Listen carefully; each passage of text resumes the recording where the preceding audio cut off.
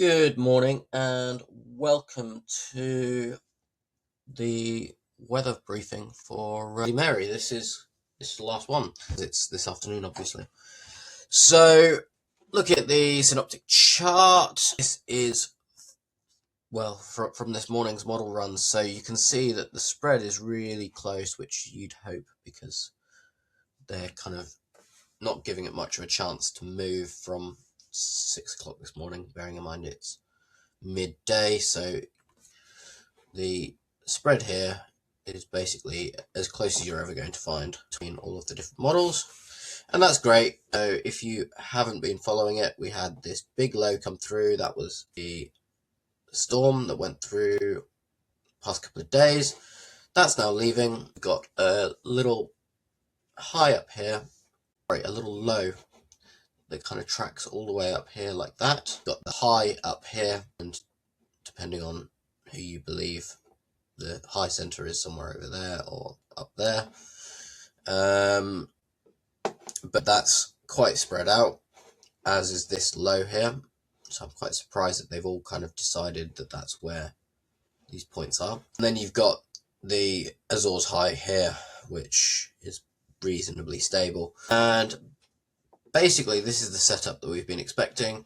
This low moving away with the high here and here dominating a little bit.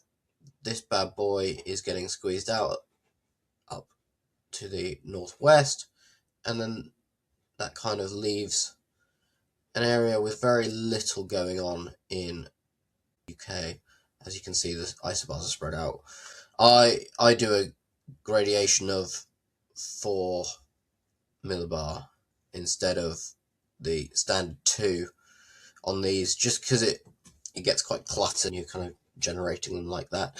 So so it might not look as busy as you're expecting it to. This is the precipitation, and yeah, I took a screenshot as close to recording as possible. So that 6:45. This band of rain is kind of on the edge of that low on this isobar here, and that's moving away from us.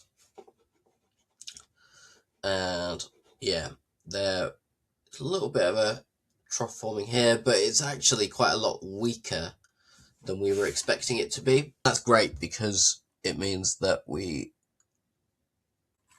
shouldn't kind of get that that rain forming. But again, it was always kind of going to be quite weak because that's kind of the conditions we're in. So it was going to rain itself out or just not exist, which it's just not forming, which is great. Yeah, the Welsh get enough rain as it is.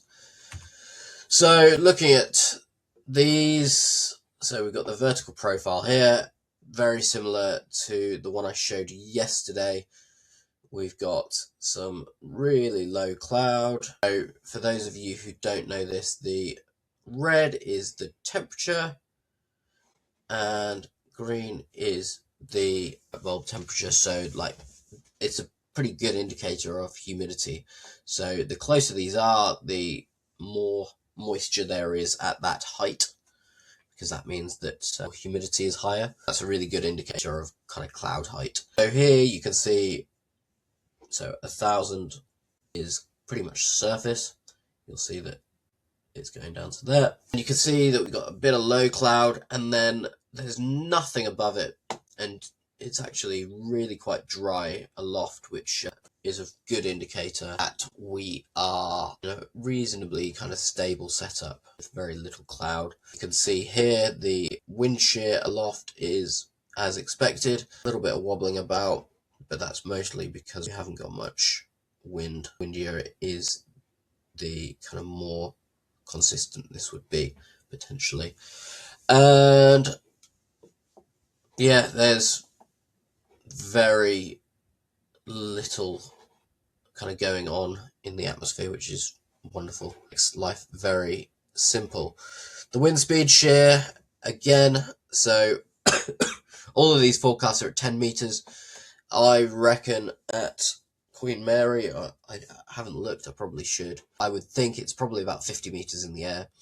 So you can kind of expect it to be a little bit windier, but also you're going to get various kind of friction effects. So realistically, I'd kind of expect 1-2 knots more than my forecast experience in the sailing area. And this is consistent throughout the day. There's no real change in mixing, very similar profiles, and that's wonderful. That's kind of exactly what we need. In terms of directional shear, we see a little bit kind of more stability with height on kind of our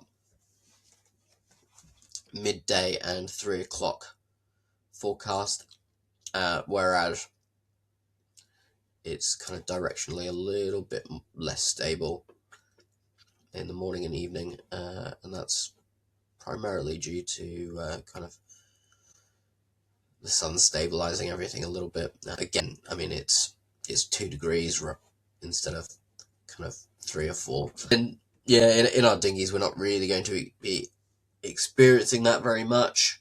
You may...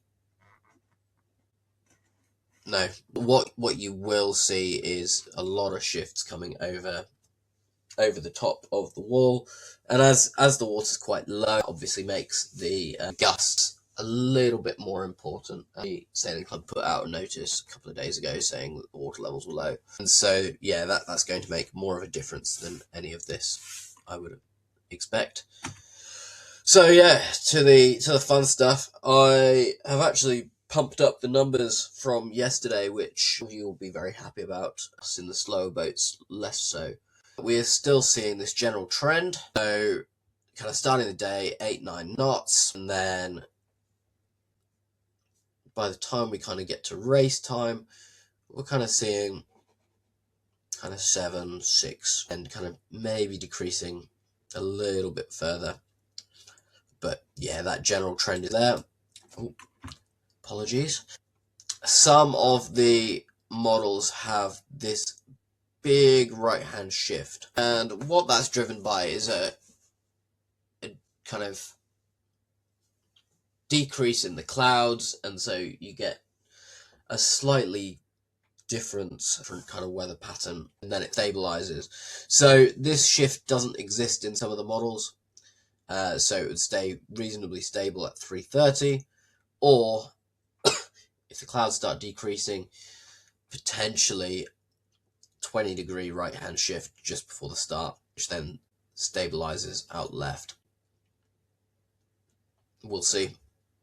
I'm curious to see if that is a thing. If it is, then you know about it. Yeah, the lows kind of slower than expected. That means that, yeah, we are seeing slightly more wind. But yeah, it looks generally pretty dry, but there is a lot of low cloud around, so I'm not writing off the idea of a little bit of precipitation. But, you know, nothing too scary. Yeah. So looking at the tables, again, very similar to yesterday's briefing, obviously starting, and not more than everything else was yesterday, so the whole thing is kind of shifted left to not. But yeah, we're seeing this decrease throughout the day. We're starting at midday here, and then we are finishing at 2:30. So yeah, you know, a drop of maybe a knot.